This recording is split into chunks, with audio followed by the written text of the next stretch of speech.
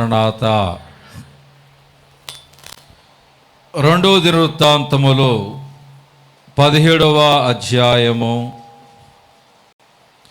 5వ వచనమును నేనైతే ముందు చదివిన వాళ్ళకి గిఫ్ట్ అంటే ఏమేమను, కాబట్టి స్పష్టంగా ఒకరు చదవండి. కాబట్టి యెహోవా అతని చేత రాజ్యమును స్థిరపరిచెను, యోధా వారందరూ దేవుడి నామానికి మహిమ కలుగును గాక. ఇక్కడ రెండవ దినవృత్తాంతములు అందరూ కూడా బైబిల్ చూసి చూడాలి. 5వ వచనములు కాబట్టి యెహోవా అతని చేత రాజ్యమును స్థిరపరచును, యోధా వారందరూ యెహోషాపాతునకు పన్ను ఇచ్చుచుండిరి, అతనికి ఐశ్వర్యమును ఘనతయు మెండుగా కలుగును. యెహోవా మార్గముల యందు నడుచుకునుటకు అతడు తన మనస్సును దృఢపరుచుకునిన వాడై ఉన్నత స్థలములను దేవతా స్తంభములను యోధాలో నుండి తీసివేసెను. ఇక్కడ యెహోషాపాతు అనే వ్యక్తి మనకి కనబడుతున్నాడు. యెహోషాపాతు ఆయన ఎవరంటే ఆసా కుమారుడు, రాజైన ఆసా కుమారుడు. ఈ ఆసా కుమారుడు యెహోషాపాతు. యెహోవా అతని చేత రాజ్యమును స్థిరపరిచాడు. ఆయన చేత రాజ్యమును స్థిరపరిచాడు, ప్రజలను స్థిరపరిచాడు, జీవితాన్ని స్థిరపరిచాడు. యెహోవా అతని చేత రాజ్యమును స్థిరపరిచెను. ప్రతి మనిషి యొక్క తపనేమిటి? స్థిరపడాలి. ప్రతి మనిషి యొక్క ఆశ ఏమిటి? స్థిరపడాలి, అభివృద్ధి చెందాలి, వృద్ధి చెందాలి. నా భర్త చేయు ప్రయత్నాలలో స్థిరపడాలి, నా బిడ్డలు చేయబడేటువంటి ప్రయత్నాలలో స్థిరపరచబడాలి, గొప్పవారు కావాలి అని చేయని ప్రయత్నాలు లేవు. చిన్నవారు మొదలుకొని పెద్దవారు సైతము కూడా ఎన్నో ప్రయత్నాలు, ఎంతగానో ప్రయాస, ఎంతగానో కష్టము నొందుచున్నవారిగా ఉన్నారు. కానీ స్థిరపడాలనే ఆశను బట్టి ఎంతగానో ప్రయాస పడుతున్నారు, కానీ వారు అనుకుంటే స్థిరపడరు. దేవుడు స్థిరపరిస్తేనే మన జీవితాలు స్థిరపరచబడతాయి. మనం స్థిరపడాలి అనుకుంటే స్థిరపడలేం. మన బిడ్డలు స్థిరపడాలి అనుకుంటే మన బిడ్డలు స్థిరపరచబడలేరు. మన కుటుంబం స్థిరపడాలి అని మనం అనుకుంటే స్థిరపరచబడలేదు. దేవుడు స్థిరపరిస్తేనే అది ఆరోగ్యమైన, ఆయుష్కాలమైన, వ్యాపారమైన, ఉద్యోగమైన, మరి ఏదైనా నువ్వు చేసేది స్థిరంగా ఉండాలి, స్థిరపరచబడాలి అంటే దానిని దేవుడు స్థిరపరిస్తేనే తప్ప అది స్థిరపరచబడదు. అందుకు దేవుని యొక్క వాక్యం ఏమని చెప్తుంది? యెహోవా ఆశీర్వాదము నరులైన వారిని ఐశ్వర్యవంతులుగా చేయును. సామెతల గ్రంథము 10వ అధ్యాయము 22వ వచనము చూచినట్లయితే, యెహోవా ఆశీర్వాదము ఐశ్వర్యమునిచ్చును, నరుల కష్టము చేత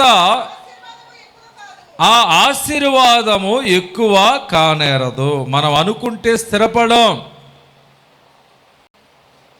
యెహోవా ఆశీర్వాదం ఏం చేస్తుంది? ఐశ్వర్యవంతులుగా చేస్తుంది. మరలా ఏమన్నాడు అక్కడ? నరుల కష్టము చేత ఆ ఆశీర్వాదము ఎక్కువ కాదు. నువ్వు అనుకుంటే, కష్టపడితే, ప్రయాసపడితే, నాకు టాలెంట్ ఉంది, నాకు జ్ఞానం ఉంది, నేను స్కిల్డ్ పర్సన్ని అని నీ ఎంతగానో ప్రయత్నాలు చేస్తూ ఉంటున్నావు, ప్రయాసపడుతూ ఉంటున్నావు. దేవుని ఆశీర్వాదము కంటే నీ కష్టము చేత అది ఎక్కువ కాదు, కానేరవు కూడా. దేవుడిచ్చే ఆశీర్వాదము వలననే ఐశ్వర్యవంతులము అవుతాము. దేవుడు ఇవ్వాలి, ఐశ్వర్యము దేవుడు ఇవ్వాలి. నీ చేతులు కష్టార్జితాన్ని నువ్వు అనుభవించాలన్నా ఆయన సెలవు లేనిదే ఎవ్వరు కూడా ఆహారము తినలేరు. ఆయన సెలవు లేనిదే. ఆయన చూచుచున్న దేవుడు, ఐశ్వర్యవంతునిగా చేసేది దేవుడు, స్థిరపరిచేవాడు దేవుడే. కాబట్టి నువ్వు అనుకుంటే నీ కుటుంబం స్థిరపరచబడదు, నువ్వు అనుకుంటే మన సంఘం స్థిరపరచబడదు. ఎవరు స్థిరపరచాలి మన జీవితాలని? నీ ఆరోగ్యాన్ని ఎవరు స్థిరపరచాలి? ప్రతిసారి ఏదో ఒక రోగమే, ప్రతిసారి ఏదో ఒక జబ్బే, ఏదో ఒకటి వస్తూనే ఉంది. ఆరోగ్యం స్థిరంగా లేదు. నీ ఆరోగ్యాన్ని ఎవరు స్థిరపరచాలి? ముందులా డాక్టర్లా? దేవుడు స్థిరపరచాలి. దేవుని స్తోత్రం. దేవుడు స్థిరపరిచినప్పుడే ఆరోగ్యవంతులుగా ఉంటాం. ఏమండి, ఈ దినాల్లో బోళ్ళంత ఆస్తుంది. ఈ భూలోకములో మనం సంపాదించిందంతా గుర్తుపెట్టుకోండి, మనం బ్రతుకున్నంత వరకే ఉపయోగపడతాయి. ఈ సంపాదించుకునేది కూడా మనం బ్రతుకున్నంత వరకు సంతృప్తి కలిగి ఉండుట కొరకు, దేవునిని ఘనపరచుట కొరకు, పరలోకములో ధనం సంపాదించుట కొరకు. కాబట్టి దేవుడు తినటానికి, ఉండటానికి, కట్టుకోవడానికి ఇస్తున్నాడు. సంతృప్తి కలిగి ఉండ మనం నేర్చుకోవాలి. ఏ స్థితిలో ఉండినను ఆ స్థితిలో సంతృప్తి కలిగి ఉండ నేను నేర్చుకుని ఉన్నానని పౌలు భక్తుడు అంటున్నాడు. కాబట్టి దేవుని ప్రియ సంఘమా, ఆహారము దొరుకుతుంది, తినగలుగుతాం. జీర్ణమయ్యే శక్తి దేవుడు ఇవ్వాలి, జీర్ణమయ్యే శక్తి దేవుడు ఇవ్వాలి. ఈ సంపాదన కోసం పరిగెడుతూ మనిషి దేవుడిచ్చిన విలువైన లక్షల విలువ చేసే ఆరోగ్యాన్ని పాడు చేసుకుంటున్నాడు. ఈ సంపాదన కోసం దేవుడు చక్కగా నా ప్రాణమా తినుము, త్రాగుము, స్తుతించుము అని అంటే, ఈ సంపాదన కోసము తినటము మానేసి, త్రాగటము మానేసి, స్తుతించడం మానేసి పరుగులెడుతున్నాం. దేవుడిచ్చిన లక్షల రూపాయల విలువైన ఆరోగ్యాన్ని మనం పోగొట్టుకుంటున్నాం. దేవుడు నాకేం చేశాడంటే, నీకు లక్షల రూపాయలు విలువ చేసే ఆరోగ్యాన్ని ఇచ్చాడు. ఈరోజు హాస్పిటల్కి వెళితే ఎంత సొమ్ము అవుతుందో హాస్పిటల్కి వెళ్ళిన వారిని అడగండి. సొమ్ముకు సొమ్ము పోతుంది. ఆ మందు బిళ్ళలు వేసుకున్న కాంచి వాళ్ళకి వికారంగా ఉండటం, మొత్తుగా ఉండటం, ఏ పని చేయలేకపోవటం, బలహీనులైపోవటం, డబ్బుకు డబ్బు పోతుంది, టైంకు టైము పోతుంది, ఆరోగ్యానికి ఆరోగ్యము పోతుంది. కాబట్టి దేవుని బిడ్డలైన వారలారా, ఆరోగ్యము దేవుడు ఇవ్వాలి. ఆరోగ్యమే మహాభాగ్యము. సంపాదించుకోండి, నేను కాదని అనను, కానీ ఆరోగ్యాన్ని పాడు చేసుకోమాకండి. స్తుతించండి, స్తుతించండి, సుఖించటం కాదు, స్తుతించండి. నా ప్రాణమా తినుము త్రాగము సుఖించుము. బ్రతుకున్నంత వరకే మనం సంపాదించింది ఏదైనా ఉపయోగపడతాయి. మనం చచ్చిపోయాక ఉపయోగపడేవి నువ్వు సంపాదించినవి ఏమీ ఉపయోగపడవు. క్రియలు మాత్రమే ఉపయోగపడతాయి. నువ్వు చనిపోయాక నువ్వు సంపాదించింది పూచుకు పుల్లైనా నీ వెంట రాదు. నీ వెంట ఏమొస్తుందంటే భూలోకములో నువ్వు జరిగించిన క్రియలు మాత్రమే నీ వెంట వస్తాయి. వాని క్రియలు వాని వెంట పోవును. వాని క్రియల చొప్పున ప్రతి వానికిచ్చుటకు నేను సిద్ధపరిచిన జీతము నా యొద్ద ఉంచబడి ఉన్నది అని ప్రకటన 22:10 దేవుని యొక్క వాక్యం చెప్పబడింది. కాబట్టి దేవుని బిడ్డలైన వారులారా, నీ ఆరోగ్యాన్ని స్థిరపరిచేది దేవుడు. ఇవాళ ఉద్యోగాల్లో స్థిరత్వం లేదు. నీ ఉద్యోగాన్ని స్థిరపరిచేవాడు దేవుడు. ఇవాళ సంఘము స్థిరముగా లేదు. మన సంఘాలని స్థిరపరిచేవాడు దేవుడు. కొన్ని సంఘాలు చూసినట్లయితే అవి విస్తారమైన ప్రజలతో నిండి ఉంటాయి. కొన్ని దినాలకి క్రమేపీ మనుష్యులైన వారు, స్తుతించేవారు, ఆరాధించేవారు తగ్గిపోతూ ఉన్నారు. ఎందుకంటే ఆ సంఘమును ఎవరు స్థిరపరచలేదు? దేవుడు స్థిరపరచలేదు. దేవుడు స్థిరపరిచిన సంఘం ఎప్పుడు నది వలె అది క్రమముగా కొనసాగుతూనే ఉంటుంది. దేవుని స్తోత్రం, దేవుని స్తోత్రం. కాబట్టి దేవుని ప్రియ సంఘమా, మనుషులైన వారు స్థిరపరచాలని అనుకుంటారే కానీ మనుషులు స్థిరపరచలేరు. దేవుడు మాత్రమే స్థిరపరిచేది. ఉద్యోగములైనా స్థిరపరిచేది దేవుడే, ఆరోగ్యమును స్థిరపరిచేది దేవుడే, సంఘమును స్థిరపరిచేది కూడా దేవుడే.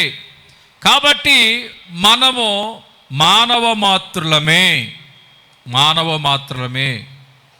అందుకే దేవుడు అంటున్నాడు 1 దినవృత్తాంతములు 29:12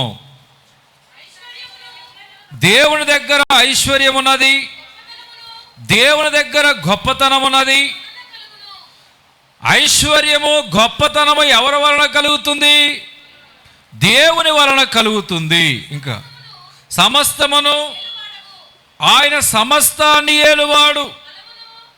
బలమును పరాక్రమము దేవుని యొక్క దానములుగా ఉన్నాయి. నీకు బలం కావాలి, నీకు బలం కావాలి, పరాక్రమము కావాలి. ఎవరిస్తారు? సత్తువు కోల్పోయాం, పని చేయలేకపోతున్నాం. ఈ బలాన్ని ఎవరిస్తారు? దేవుడే. పరాక్రమనిచ్చేది కూడా దేవుడే. ఇంకేమంటున్నాడు? నీవు హెచ్చించువాడవి అందరికీ, నువ్వు హెచ్చించువాడవి అందరికీ కూడా బలమిచ్చువాడవని వాక్యం చెప్తుంది. మనల్ని హెచ్చించేది ఎవరు? ఇవాళ దేవుడు నమ్ముకున్న బిడ్డలుగా నేను చెప్తున్నా, మీ బిడ్డలు చదువుకున్న బిడ్డలకి, ఉద్యోగం చేస్తున్న బిడ్డలకి దేవుళ్ళు పెంచండి. ప్రతి ఒక్కరికి కూడా పరిశుద్ధ గ్రంథాన్ని అప్పచెప్పండి, చదివించండి, ప్రార్థన చేసుకోమని చెప్పండి, దేవునికి లోబడి సమర్పించుకోమని చెప్పండి, వాక్యానుసారమైన జీవితంలో నడవమని చెప్పండి. ఎందుకంటే మీ బిడ్డలు చదివే చదువంతా కూడా సఫలపరచబడాలి, వారు చదువుల్లో స్థిరపరచబడాలి. మీ బిడ్డలు చేసే ఉద్యోగాల్లో కూడా సఫలపరచబడాలి, స్థిరపరచబడాలి. అంటే అతడు చెయ్యినదంతయు సఫలమగును. ఇప్పుడు కీర్తనలు గ్రంథం 1వ అధ్యాయము 4-5 దగ్గర చూస్తే, యెహోవా ధర్మశాస్త్రమును ఆనందించుచు దేవారాత్రము దాన్ని ధ్యానించువాడు ధన్యుడు. అతడు నీటి వారన నాటబడిన ఆకువాడక తన ఋతువు కాలమందు ఫలమిచ్చు చెట్టు వలె ఉండును. అతడు చేయనదంతయు సఫలమగును. గడిగలు చెప్దాం హల్లెలూయా. ఇవాళ నీ కొడుకు కానీ, ఇవాళ నీ కూతురు కానీ దేనిలో స్థిరపరచబడలేదు. నీ భర్త కానీ, నీ భార్య కానీ దేనిలో స్థిరపరచబడలేదు. స్థిరపరచబడాలని ఆక్రందన ఉంది, ప్రయాసం ఉంది, కష్టం ఉంది, పోరాటం ఉంది, టాలెంట్ ఉంది, కానీ స్థిరపరచబడలేకపోతున్నారు. మనుషులు ఎదుట ఏం చేస్తున్నావంటే తల ఉంచుకునే పరిస్థితి. ఎందుకంటే స్థిరపరచబడిన అనుభవం లేదు. నీవు స్థిరపరచబడాలంటే దేవుని వాక్యానుసారంగా నడువు, జీవించు, పరిశుద్ధ గ్రంథాన్ని చదువు, దేవునికి నీ జీవితాన్ని అప్పజెప్పుకో. దేవుడు నీ జీవితాన్ని ఉద్యోగములో స్థిరపరుస్తాడు, వ్యాపారములో స్థిరపరుస్తాడు, జీవితములో స్థిరపరుస్తాడు, సంఘములో స్థిరపరుస్తాడు, పరలోకములో స్థిరపరుస్తాడు. ఏ విషయములో నిలకడలేక నీవు గలిబిలి కలిగి ఉన్నావో ఆ విషయములో నా ప్రభు నిన్ను స్థిరపరచునుగాక. ఆమేన్.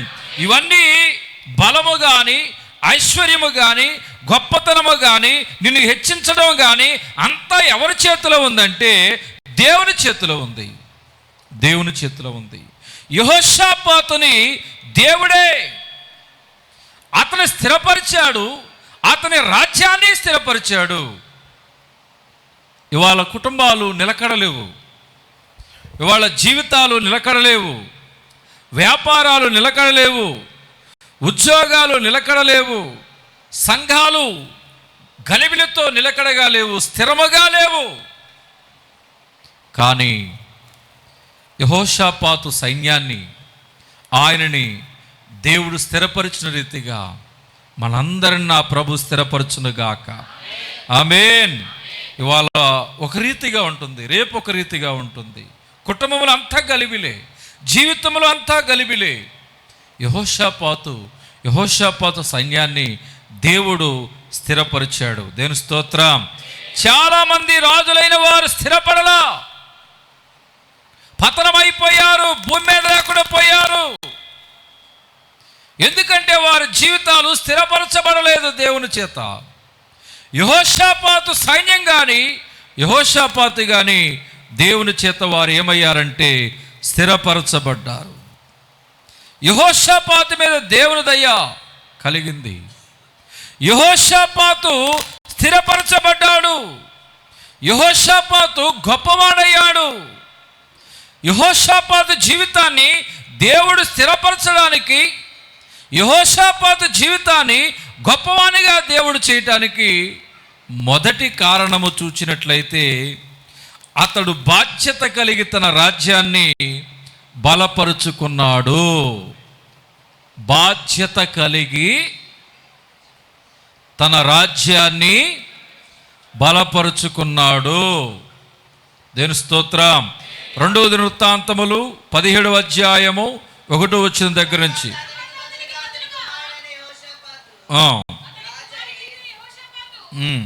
రాజా ఇశ్రాయేలు తన మీదకి రాకుండా తన రాజ్యమును బలపరుచుకున్నాడు. అతడు యోధా దేశములోని ప్రాకారములన్నింటి యందును సైన్యములు ఉంచి యోధా దేశమందును తన తండ్రి అయిన ఆసా పట్టుకున్న ఎఫ్రాయిము పట్టణములందును కావలి బలములను ఉంచెను. దేవుని స్తోత్రం. హల్లెలూయా. కాబట్టి బాధ్యత కలిగి తన రాజ్యాన్ని బలపరుచుకున్నాడు. దేవుడు యెహోషాపాతు జీవితాన్ని, రాజ్యాన్ని స్థిరపరచడానికి గల కారణం ఏమిటంటే అతడు బాధ్యత కలిగిన వాడు, సామర్థ్యం కలిగిన వాడు, తన రాజ్యాన్ని బలపరుచుకున్నాడు. కాబట్టి దేవుడు తన రాజ్యాన్ని, తన జీవితాన్ని స్థిరపరిచాడు. ఈనాడు పదవి కానీ, ఉద్యోగం కానీ దేవుడు అప్పగిస్తే తప్ప మనకి ఏది కూడా రాదు. దేవుని స్తోత్రం. హల్లెలూయా. గట్టిగా చెప్దాం. నీకు పదవి రావాలన్నా, నీకు ఉద్యోగం రావాలన్నా, నీకు భూమి కావాలన్నా, మంచి కుటుంబం కావాలన్నా అది దేవుడు నీకు అప్పగిస్తేనే తప్ప అది నీకు రాదు. ఎవరు అప్పగించాలి? దేవుడు అప్పగించాలి. యెహోషాపాతుకి రాజ్యాన్ని అప్పగించింది ఎవరు? దేవుడే. ప్రజలను అప్పగించింది ఎవరు? దేవుడే. ఆయన రాజ్యాన్ని, ఆయన జీవితాన్ని స్థిరపరిచింది ఎవరు? దేవుడే. దేవుడు అతనికి అప్పగించడానికి, స్థిరపరచడానికి, హెచ్చించడానికి గల కారణం ఆయన తన రాజ్యాన్ని పట్ల ఎలా ఉన్నాడంటే ప్రజల పట్ల బాధ్యత కలిగిన వాడుగా, సామర్థ్యత కలిగిన వాడుగా, కర్తవ్యాన్ని నెరవేర్చేవాడుగా, తన రాజ్యాన్ని బలపరుచుకున్నవాడుగా ఉన్నాడు. దేవుని స్తోత్రం. ఈరోజు దేవుడు నీకు మంచి సంఘాన్ని ఇచ్చాడు. దేవుడు మంచి కుటుంబాన్ని నీకు ఇచ్చాడు. దేవుడు ఇవ్వకపోతే ఆ మంచి కుటుంబం నీకు రాదు. దేవుడు ఇవ్వకపోతే మంచి కుటుంబం రాదండి. మంచి కుటుంబం దొరకటం చాలా అదృష్టం. ఆ మంచి కుటుంబంలో జీవించటం ఇంకా అదృష్టం. ఆ మంచి కుటుంబంలోకి వెళ్ళటం ఇంకా అదృష్టం. అది స్థిరపరచబడటం. ఇవాళ పుట్టగానే తల్లి చనిపోయిన వారు ఉన్నారు, పుట్టగానే తండ్రి చనిపోయిన వారు ఉన్నారు. అలాగే తల్లిదండ్రులు చనిపోయి కుటుంబము లేక అమ్మమ్మ దగ్గర, తాతయ్య దగ్గర, మేనమామల దగ్గర పెరిగేవారు ఉన్నారు. వారికి ఏమి లేదు తెలుసా? కుటుంబం లేదు. దేవుని స్తోత్రం, దేవుని స్తోత్రం. కాబట్టి దేవుని బిడ్డలైనటువంటి వారులారా, కుటుంబం మనకు దేవుడు అప్పగించాడు. ఈ కుటుంబం లేని వారి లోకములో ఎంతోమంది ఉన్నారు. ఇవాళ దేవుడిని ప్రేమించి చక్కటి తల్లిని, చక్కటి తండ్రిని, చక్కటి తాతయ్యని, మామని, భర్తని, భార్యని, బిడ్డలని, చక్కటి గృహాన్ని దేవుడు నీకిచ్చి జీవితంలో స్థిరపరిచాడు. ఇక అప్పులు తిప్పలు అంటావా? అవి ఎప్పుడూ ఉంటాయి. దేవుని స్తోత్రం, దేవుని స్తోత్రం.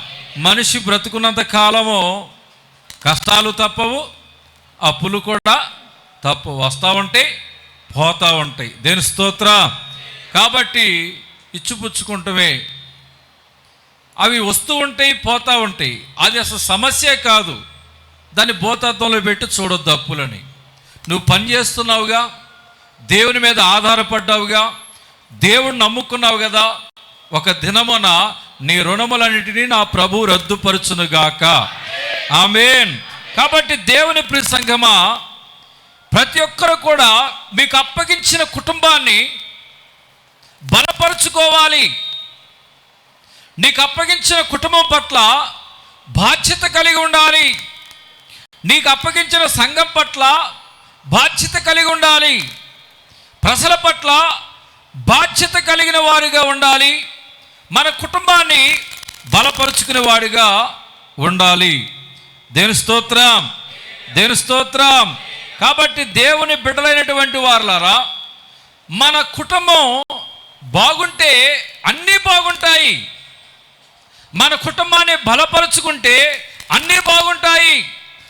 అదే మన కుటుంబాన్ని బలపరుచుకొనకపోతే ఎక్కడా బాగోదు, అన్నీ బాగోవు. మన కుటుంబాన్ని ఏం చేయాలంటే బలపరుచుకోవాలి.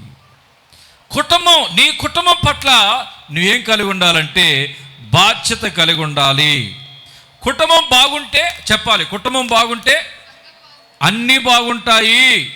కుటుంబం బాగోకపోతే ఏమీ బాగోవు. ఎన్ని ఉన్నా మన జీవితంలో, ఎన్ని ఉన్నా మన జీవితంలో విలువైంది ఏమిటి అంటే నీ కుటుంబం. నీ కుటుంబమే విలువైంది. ఈ కుటుంబం లేక బాధపడేవారు ఎందరో ఉన్నారు. దేవుడు నిన్ను ఒంటరిగా ఉండనీయకుండా చక్కగా ఒక చిన్న కుటుంబాన్ని ఇచ్చాడు. మన సంఘంలో నేను ఎప్పుడు మీకు అదే చెప్తా, కుటుంబ క్షేమమే సంఘక్షేమం. మీ కుటుంబాలు బాగుంటేనే సంఘము బాగుంటుంది.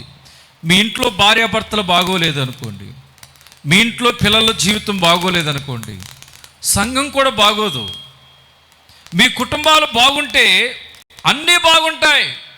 బయట ఎన్ని బాధలు ఉన్నా, శ్రమలు ఉన్నా ఆదరించే భార్యగా ఉండాలి భర్తకి, ఆదరించే భర్తగా ఉండాలి భార్యకి, ఆదరించే తల్లిదండ్రులుగా ఉండాలి బిడ్డలకి. మన కుటుంబాన్ని బలపరుచుకోవాలి. మన కుటుంబం పట్ల బాధ్యత కలిగిన వారిగా ఉండాలి. ఈనాడు మన కుటుంబం పట్ల మన యొక్క ప్రవర్తన ఎలా ఉంది? సామెతల గ్రంథం 11వ అధ్యాయం 29వ వచనం తొందరగా. తన ఇంటి వారిని బాధ పెట్టువాడు గాలిని స్వతంత్రించుకొనును. దేవుని స్తోత్రం, దేవుని స్తోత్రం. తన ఇంటి వారిని బాధ పెట్టువాడు గాలిని స్వతంత్రించుకొనును. కాబట్టి కుటుంబాల్లో పొరపత్యాలు వస్తాయి, ఇబ్బందులు వస్తాయి. దాన్ని సరిచేసుకోవాలి.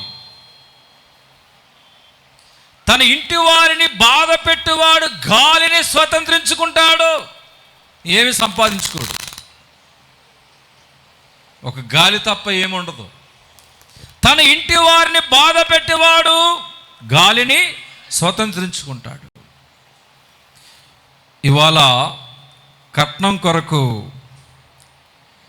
భార్యని హింసించేవారు ఉండొచ్చు. రేపు భార్య చచ్చిపోయాక కుక్కల జింపుని ఇస్త్రాగా అయిపోద్ది అప్పుడు భర్త జీవితం. ధనము నీకు సంతోషాన్నివ్వదు, ఆనందమునివ్వదు, తోడునివ్వదు. కాబట్టి ఈ ధనము కొరకు ఇంటిలో ఉన్న భార్యని హింసించవద్దు.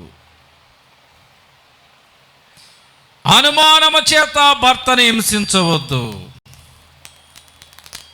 తన ఇంటిలో ఉన్న వారిని హింసించువారు దేనిని స్వతంత్రించుకున్నట్లు చెప్పాలి? గాలిని స్వతంత్రించుకుంటారు. బిడ్డలైన వారులారా, మీ ప్రవర్తన చేత తల్లిదండ్రులైన వారిని హింసించవద్దు. నిన్ను బట్టి నీ కుటుంబానికి సంతోషం కలుగుతుందా? నిన్ను బట్టి నీ కుటుంబానికి దుఃఖం కలుగుతుందా? నీ పుట్టుక నీ తల్లిదండ్రులైన వారికి సంతోషాన్ని కలిగించేదిగా ఉందా? నీ పుట్టుక నీ తల్లిదండ్రులైన వారికి దుఃఖాన్ని పుట్టించేదిగా ఉందా? ఎలా ఉంది? యవనస్తులారా, తన ఇంటి వారిని బాధ పెట్టువాడు గాలిని స్వతంత్రించుకుంటాడు. ఇంట్లో వారిని బాధ పెట్టినవాడు ఏమీ సాధించలేడు, దేనిలోనూ కూడా ప్రయోజకుడు కానేరడు. దేని స్తోత్రం, దేని స్తోత్రం. ఇంట్లో సమాధానం మనకు లేకపోతే బయటి వారితో మనం ఎలా మాట్లాడతాం? ఇంట్లో సమాధానం లేకపోతే మనం బయట ఏ పనులు చేసినా ఆ పనులన్నిటి మీద ఎఫెక్ట్ పడుతుంది. ఇంట్లో భార్యతో సమాధానం లేక, ఇంట్లో భర్తతో సమాధానం లేక, ఇంట్లో తల్లిదండ్రులతో సమాధానం లేక నువ్వు బయటికి వెళ్ళావు అంటే, నీ పనులు నువ్వు చేసుకున్నావు అంటే, ప్రతి పని మీద ఆ ఇంట్లో ఉన్న ఎఫెక్ట్ అనేది ఖచ్చితంగా పడుతుంది, అన్నిటి మీద పడుతుంది. ఇంట్లో జరిగే అసమాధాన పరిస్థితులు నువ్వు చేసే ప్రతి పని మీద ఆ ఎఫెక్ట్ పడుతుంది. కాబట్టి మన జీవితాలు స్థిరపరచబడాలి అంటే యెహోషాపాతు ఏం చేశాడు? బాధ్యత కలిగి తన రాజ్యాన్ని బలపరుచుకున్నాడు. బాధ్యత కలిగి తన రాజ్యాన్ని బలపరుచుకున్నాడు. ఇవాళ బాధ్యత కలిగిన వారిగా ఉండాలి. బాధ్యత కలిగిన భర్తగా ఉండాలి, బాధ్యత కలిగిన భార్యగా ఉండాలి, బాధ్యత కలిగినటువంటి బిడ్డలుగా ఉండాలి. మీరు ఎప్పుడైతే బాధ్యత కలిగి బలహీనతలో ఉన్న నీ తండ్రిని, బలహీనతలో ఉన్న నీ తల్లిని, బలహీనతలో ఉన్నటువంటి నీ యొక్క బిడ్డలైన వారిని బాధ్యత కలిగి బలపరుచుకుంటావో, బాధ్యత కలిగి నువ్వు ఎప్పుడైతే బలపరుచుకుంటావో, కర్తవ్యాన్ని ఎప్పుడైతే నువ్వు నెరవేరుస్తూ ఉంటావో, దేవుడు నిన్ను చూచి దేవుడు ఈ లోకములో నీకు సామర్థ్యాన్ని ఇస్తాడు. ఆమెను చెప్తాం. బలాన్ని ఇస్తాడు. ఆమెను చెప్తాం. స్థిరపరుస్తాడు. ఆమెను చెప్దాం. హెచ్చిస్తాడు. ఆమెను చెప్దాం. కాబట్టి దేవుని ప్రియ సంగమా, ఇప్పుడు చెప్పండి, కుటుంబం అంటే నీవు, నీ భర్త, నీ పిల్లలు. దీన్ని నువ్వేం చేయాలి చెప్పాలి అందరూ. నీ కుటుంబాన్ని నువ్వేం చేయాలి? బాధ్యత కలిగి బలహీనతలో ఉన్న నీ కుటుంబాన్ని చెప్పాలి, బలపరుచుకోవాలి. నీ ఇంటిని, బలహీనతలో ఉన్న నీ కొడుకుని బలపరచు, బలహీనతలో నీ కుమార్తెని బలపరచు, బలహీనతలో ఉన్న నీ భర్తని బలపరచు, బలహీనతలో నీ భార్యని బలపరచు. యెహోషాపాతు అదే చేశాడు. బాధ్యత కలిగి తన రాజ్యాన్ని బలపరుచుకున్నాడు. అందుకే ఆ ప్రజలు కానీ ఆ రాజ్యం కానీ ఏమైందో తెలుసా? దేవుడు స్థిరపరిచాడు, సామర్థ్యాన్ని ఇచ్చి స్థిరపరిచాడు. కాబట్టి దేవుని ప్రియ సంగమా, 1 తిమోతి పత్రిక 6వ అధ్యాయము 20వ వచనం చూద్దాం.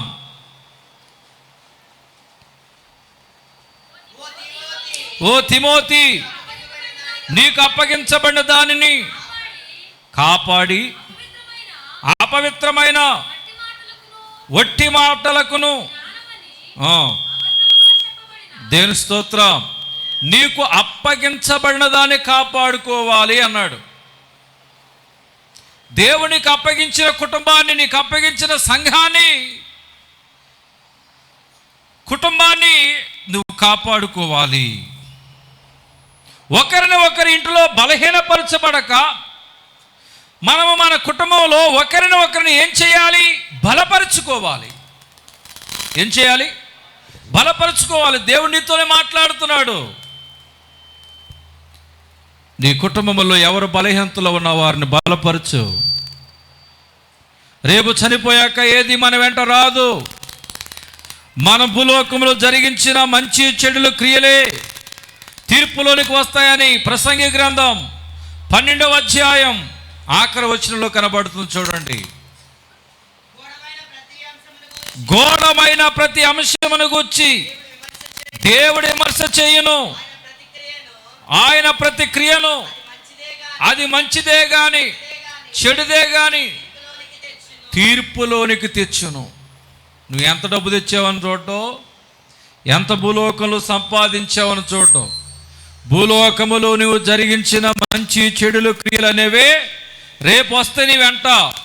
తల్లి గర్భములో నీ జీవితం 9 నెలలు, భూలోక గర్భములో 70 లేదా 80 సంవత్సరాల జీవితం, భూలోకం ముగించబడ్డాక మన జీవితం యుగాయుగములు. అది పరలోకములోనా నరకములోనా అది తేలాలంటే దేవుని యొక్క తీర్పులో నువ్వు నిలబడాలి. నీ క్రియలు బాగుండాలి. అప్పుడే ఆ నిత్యత్వాన్ని నీవు సంపాదించుకుంటావు. ఏమీ మన వెంట రాదు. కాబట్టి నేను మీకు చెప్పేది ఏమిటంటే, నీ కుటుంబాన్ని నువ్వేం చేయాలి? బాధ్యత కలిగి, కర్తవ్యం కలిగి బలపరుచుకోవాలి. రెండవదిగా, యెహోషాపాతు జీవితాన్ని దేవుడు స్థిరపరిచి హెచ్చించడానికి గల రెండవ కారణం ఏమిటి? 17వ అధ్యాయము 2వ దినవృత్తాంతం 4వ వచనం. బయలుదేవతలను ఆశ్రయింపక తన తండ్రి దేవుడిని ఆశ్రయించుచు, ఇశ్రాయేలు వారి చర్యలను వెంబడింపక ఆయన ఆజ్ఞలను అనుసరించి నడిచిన కాబట్టి యెహోవా అతని చేత రాజ్యమును స్థిరపరచెను. యోధా వారందరూ యెహోషాపాతునకు పన్ను ఇచ్చుచుండరి. అతనికి ఐశ్వర్యమును ఘనతయు మెండుగా కలిగెను. యెహోవా మార్గముల యందు నడుచుకున్నకు అతడు తన మనసును దృఢపరుచుకున్న వాడై ఉన్నత స్థలములకు దేవతా స్తంభములకును యోధాల నుండి తీసివేసెను. గడిగలు చెప్తాం. హల్లెలూయా. యెహోషాపాతు తన తండ్రి అయిన దేవుడినే అనుసరించాడు తప్ప బయలు దేవతలను ఆయన అనుసరించలా. ఇశ్రాయేలు వారి యొక్క చర్యలను వెంబడింపక ఆయన ఆజ్ఞ అనుసరించి నడుచును. కాబట్టి యెహోవా అతని చేత, అందరూ చెప్పండి, కాబట్టి యెహోవా అతని చేత స్థిరపరచెను. యెహోవా అతని చేత రాజ్యమును స్థిరపరచెను. యెహోవా అతని చేత రాజ్యమును స్థిరపరచెను. దేవుడు మీ చేత మీ కుటుంబాలను స్థిరపరచునుగాక, ఉద్యోగాలను స్థిరపరచునుగాక, వ్యాపారములు స్థిరపరచునుగాక, మీ కలిగిన యావత్తున్న ప్రభు స్థిరపరచునుగాక. నమ్మిన మనమందరము కూడా బలముగా హల్లెలూయా. యెహోషువని దేవుడు ఏం చేశాడు? యెహోషాపాతుని స్థిరపరిచాడు. ఇప్పుడు ఏ విషయములో మీకు స్థిరత లేదు, ఏ విషయములో మీ కుటుంబము స్థిరపడి లేదు, ఏ విషయములో మీ జీవితాలు స్థిరపడి లేవు, స్థిరపరచబడాలని నాతో కలిసి పాడండి. స్థిరపరచువాడవు, బలపరచువాడు అనే పాట తీసేపండి. స్థిరపరచువాడవు, బలపరచువాడవు, పడిపోకు నిలబెట్టువాడవు, ఘనపరచువాడవు, హెచ్చించువాడవు, మా పక్షము నిలచి జయమిచ్చువాడవు. ఏమైనా చేయగలవు, కథ మొత్తం మార్చగలవు, ఏమైనా చేయగలవు, నీ నామముకే మహిమంతా తెచ్చుకొందువు, నీ నామముకే. యేసయ్యా యేసయ్యా,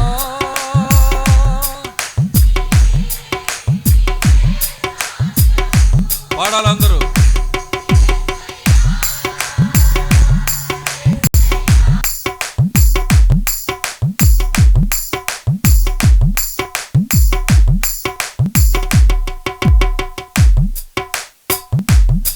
పరచువాడవు, పడిపోయిన చోటే సర్వకృపానిధి, మా పరమ కుమ్మరి, నీ చేతిలోనే మా జీవమున్నది. మా దేవా నీ ఆలోచనలన్నీ ఎంతో గొప్పవి, మా ఊహకు మించిన కార్యములెన్నో జరిగించుచున్నవి. మా దేవా నీ ఆలోచనలన్నీ. బలముగా చప్పలు కొడుతూ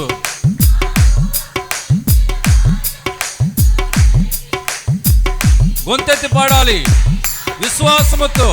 ఏ కార్యము జరగటము లేదు, నువ్వు చేయగలవయ్యని నమ్మిక చేత, బలము చేత స్తుతిస్తూ. ఏమైనా చేయగలవు,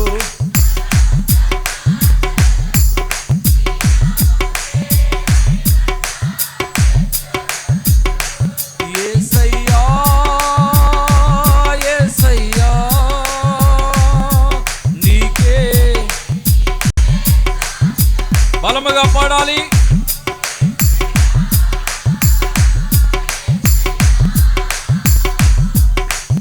రెండు చేతులు జోడించి చప్పలు కొడుతూ నీ కథను మొత్తం మార్చగల దేవుడు ఆయన.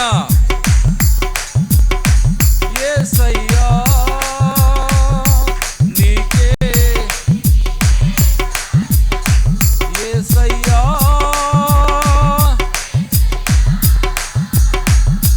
నీకే. స్థిరపరచువాడవు, బలపరచువాడవు, పడిపోయిన చోటే నీ ఆజ్ఞ లేనిదే ఏదైనా జరుగునా. నీ కంచె దాటగా శత్రువుకు సాధ్యమా? నీ ఆజ్ఞ లేనిదే ఏదైనా జరుగునా? నీ కంచె దాటగా శత్రువుకు సాధ్యం. మా దేవా నీవే మా తోడుంటే అంతే చాలును. అపవాది తలచిన కీడులన్నీ మేలై పరమగా స్తుతించాలి.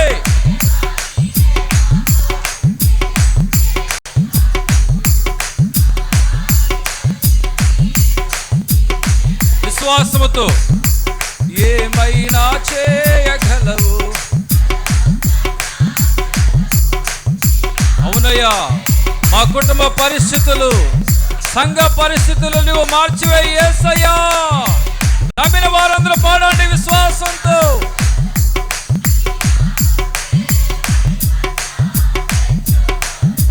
వంతెత్తి బలముగా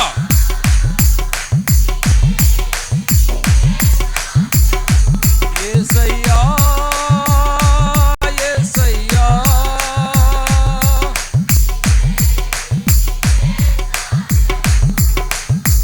స్థిరపరచువాడవు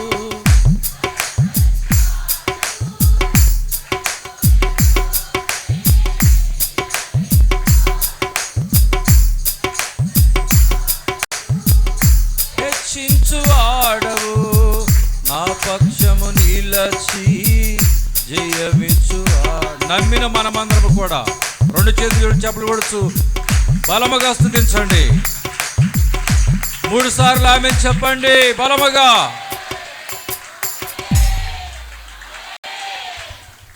నా ప్రభు మీ కుటుంబాలను, మీ జీవితాలని స్థిరపరచునుగాక. మీ ఆరోగ్యాలను స్థిరపరచునుగాక. మీ వ్యాపారాలు, ఉద్యోగాలు స్థిరపరచునుగాక. మీ బిడ్డల చదువులు నా ప్రభు స్థిరపరచునుగాక. మీ ఆధ్యాత్మిక జీవితాన్ని నా ప్రభు స్థిరపరచునుగాక. ఆమేన్. నా ప్రభు నిన్ను పడిపోయిన చోటనే ఏం చేయగల దేవుడు? నిలబెట్టువాడు, హెచ్చించువాడు. అపవాది చేసే కీడులన్నిటినీ ఏం చేయబోతున్నాడు? నీకు జరగబోయే కీడులన్నిటిని నా ప్రభు మేలుగా మార్చునుగాక. పడిపోయిన చోట నా ప్రభు నిలబెట్టునుగాక. అవమానమునందుచున్న నీ జీవితానికి నా ప్రభు ఘనపరచునుగాక. రెట్టింపు ఘనత దేవుడు దయచేనుగాక. కాబట్టి దేవుని ప్రియ సంఘమా, ఇక్కడ యెహోషాపాతు తండ్రి దేవుడిని అనుసరించాడు. కట్టడలను, ఆజ్ఞలన్నిటినీ అనుసరించాడు. కీర్తన గ్రంథము 19వ అధ్యాయము 11వ వచనము చూద్దాం. వాటి వలన నీ సేవకుడు వాటిని గైకొనుట వలన గొప్ప లాభము కలుగును. దేవుడి యొక్క ఆజ్ఞలను, దేవుని యొక్క కట్టడలను ఏ కుటుంబం అయితే, ఎవరైతే అనుసరించి నడుచుకుంటారో తూచా తప్పకుండా దేవుడు వారికి ఏమిస్తాడు? గొప్ప లాభమనిస్తాడు.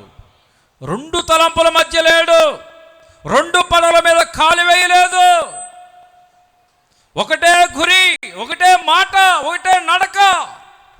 యెహోషాపాతు అలా నడిచాడు కాబట్టి దేవుడు ఆయన జీవితాన్ని స్థిరపరిచాడు, బలపరిచాడు, హెచ్చించాడు. ఆయన పడిపోకుండా నిలబెట్టాడు. కీడులన్నిటిని మేలుగా మార్చివేశాడు. ఆయన కథ మొత్తమును దేవుడు మార్చివేసి రాజులందరిలో కూడా ఆయన కూడా బలముగా స్థిరపరిచాడు. గడిగలు చెప్తా హల్లెలూయా. దేవుని ప్రియ సంగమా, నువ్వు స్థిరపరచబడాలని అనుకుంటే నీ టాలెంట్ చేత నువ్వు స్థిరపరచబడలేవు. దేవుడు స్థిరపరిస్తేనే నువ్వు స్థిరపరచబడతావు. ఆమెను చెప్తా. 3వదిగా 2వ దినవృత్తాంతములు 19వ అధ్యాయం 3వ వచనం. ఈ యెహోషాపాతుని దేవుడు స్థిరపరచడానికి గల కారణం, అయితే దేశములో నుండి దేవతా స్తంభములు తీసి దేవుని యొక్క విచారణ చేసి నీవు మనసు నిలుపుకొని ఉన్నావు. నీ యందు నాకు మంచి క్రియలు కనబడుచున్నవి. చాలండి. యెహోషాపాతుకి దేవుడు స్థిరపరచడానికి గల కారణం ఏమిటి? దయ చూయించడానికి గల కారణం ఏమిటి? హెచ్చించడానికి గల కారణం ఏమిటంటే ఆయనలో దేవునికి కనబడ్డవి ఏమిటంటే మంచి క్రియలు కనబడ్డాయి. ఏ క్రియలు చెప్పండి? మంచి క్రియలు కనబడ్డాయి. దేవుని యొక్క మనస్సు నిలుపుకున్నాడు. దేవుని ఎదుట మంచి క్రియలతో కనబడుతున్నాడు. కొంతమందికి ఎన్ని ప్రార్థనలు చేసినా, ఎంత వాక్యం చదివినా, ఎన్నిసార్లు మందిరానికి వచ్చినా కానీ వారి క్రియలు దుష్క్రియలుగా, చెడ్డ క్రియలుగా కనబడతాయి, మంచి క్రియలుగా కనబడవు. ఎప్పుడైతే దేవుని దృష్టికి మంచి క్రియలుగా కనబడతాయో, మంచి క్రియలు మనం ఎప్పుడైతే చేస్తామో దేవుడు అప్పుడు మన దృష్టిస్తాడు. దేవుడు అప్పుడు మన జీవితాలని స్థిరపరుస్తాడు. ఆమెను చెప్దాం. ఎవరో మెప్పు కొరకు మనం చేయటం కాదు, దేవుని మెప్పు కొరకు మనం ఏం చేయాలంటే మంచి క్రియలు చేయాలి. మంచి క్రియలు చేయాలి. ఒకరు చూస్తారు, ఏదో చేస్తారని ఎప్పుడు అనుకోవద్దు. దేవుని స్తోత్రం. ఒకవేళ నువ్వు ఏదైనా దేవుని కొరకు ఏదైనా చేసావనుకో, ప్రజలందరికీ తెలిసిందనుకో, ఎవరినో కొట్టుకొచ్చాడు అంటే వాళ్ళు పంచి పెడుతున్నాడు అంటారు. దేవుని స్తోత్రం. సంతోషించబోయే బదులు నిన్ను చూసి అసూయ పడతారు. ఈర్ష్య పెరిగిద్ది, అసూయ పెరిగిద్ది. 10 మందికి పెడుతున్నా కానీ ఈ లోకం తట్టుకోలేదు. నువ్వు తెలియాలనుకుంటావు మంచిదనే కాదని అన్నో, కానీ దాని ఫలితం వల్ల ప్రజలలో నీ మీద ఏం పెరుగుతుందో తెలుసా? ఈర్ష్య పెరుగుతుంది. మనుషులు అలాంటి స్వార్థం కలిగిన వారు. దేవుడు అలాంటి వాడు కాదు. నువ్వు చూపిన ప్రేమను మరిచిపోటుకు దేవుడు అన్యాయస్తుడు కాదు. ఖచ్చితంగా నీకు తగిన జీతాన్ని దేవుడు వాని క్రియ చొప్పున ప్రతి వానికిచ్చుటకు దేవుడు సిద్ధపరిచిన జీతము ఆయన యొద్ద ఉన్నది. కాబట్టి నువ్వు చేసిన పనులు ఆయన మర్చిపోడు. నువ్వు ఏ పని చేసినా దేవుని యొక్క అగ్ని పరీక్షలో నిలుస్తుందా నిలవదా అని గుర్తెరిగి చేయండి. నేను చేసే పని దేవుడు చూస్తున్నాడు. మంచి క్రియలు కలిగి ఉంటే దేవుడు నన్ను దృష్టించుతాడు. ఉందా? 19వ అధ్యాయం 3వ వచనములో మంచి క్రియలు ఎవరికి కనబడుతున్నాయి అంట? మనసు నిలుపుకునిన్నావు నీ యందు మంచి క్రియలు కనబడుచున్నవి అని దేవుని యొక్క వాక్యం చెప్తుంది. కీర్తన గ్రంథము 106వ అధ్యాయము 29వ వచనం. కీర్తన గ్రంథము 106వ అధ్యాయం. నీ క్రియల చేత వారు తమ క్రియల చేత ఆయనకు కోపము పుట్టించును. దేని స్తోత్రం. దేవునికి కోపం పుట్టించబట్టే ఇశ్రాయేలు వారి జీవితంలో తెగులు రేగింది. ఇశ్రాయేలు వారి జీవితంలో రోగాలు వచ్చాయి, బలహీనతలు వచ్చాయి. దేవుని కోపం పుట్టించబట్టి వారి క్రియల చేత.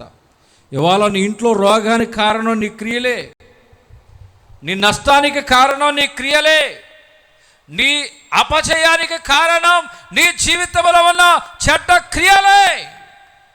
నీ జీవితంలో, నీ ఇంటిలో దుర్మార్గత పెట్టుకున్నావు, చెడ్డ క్రియలతో ఉన్నావు. దేవుని కోపం రగులుకుంది, అందుకే నీ ఇంట్లో నష్టం కలుగుతుంది. ఇప్పటికైనా ఆ చెడ్డ క్రియలు విడిచిపెట్టు, మంచి క్రియలు కలిగి నువ్వు జీవించు. యెహోషాపాతుని స్థిరపరిచిన దేవుడు నీ కుటుంబాన్ని, నీ బిడ్డల జీవితాన్ని స్థిరపరుస్తాడు. ఆమెను చెప్దాం. చూడండి, చెడ్డ క్రియలు చేస్తే యెషయా గ్రంథము 1వ అధ్యాయం 15వ వచనము చూస్తే,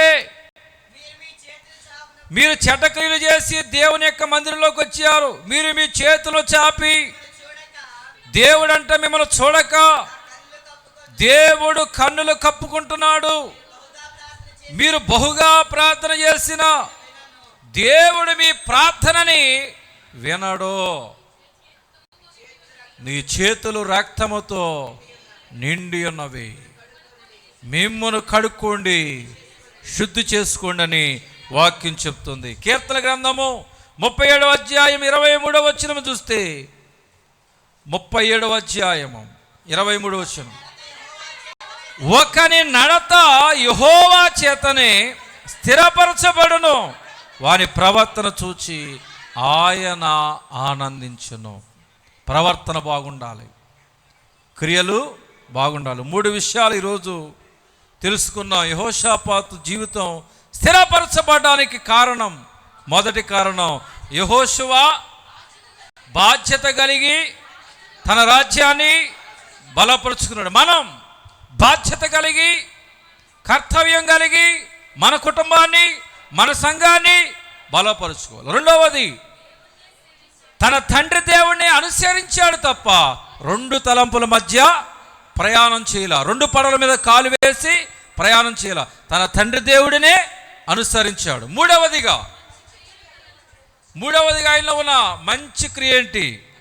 మంచి క్రియలను జరిగించిన వాడిగా ఉన్నాడు. మంచి క్రియలు చేసి దేవునికి కనపడ్డాడు కాబట్టి దేవుడు ఆయన జీవితాన్ని స్థిరపరిచి హెచ్చించాడు. ఈరోజు మీ అందరినీ ఆయన సన్నిధిలోకి నడిపించాడు. ఎందుకు తెలుసా? ఈ రోజు నుంచి మీ కుటుంబాన్ని ఆయన స్థిరపరచబోతున్నాడు, మన సంఘాన్ని స్థిరపరచబోతున్నాడు, మీ బిడ్డలను స్థిరపరచబోతున్నాడు, మీ కూతురు స్థిరపరచబోతున్నాడు, నీ కొడుకులు స్థిరపరచబోతున్నాడు, ఉద్యోగాలను స్థిరపరచబోతున్నాడు, వ్యాపారాలు స్థిరపరచబోతున్నాడు, వ్యవసాయాలు స్థిరపరచబోతున్నాడు, ఆత్మీయ జీవితాన్ని స్థిరపరచబోతున్నాడు, ఆరోగ్యమును స్థిరపరచబోతున్నాడు. నమ్మిన వారు మాత్రమే బలముగా ఎంత నోరుంటే అంత నోరుతో 3 సార్లు ఆమేన్ చెప్పండి. నమ్మిన వారు. దేవుడి కొద్ది మాటలు దేవుడు దీవించి ఆశీర్వదించునుగాక.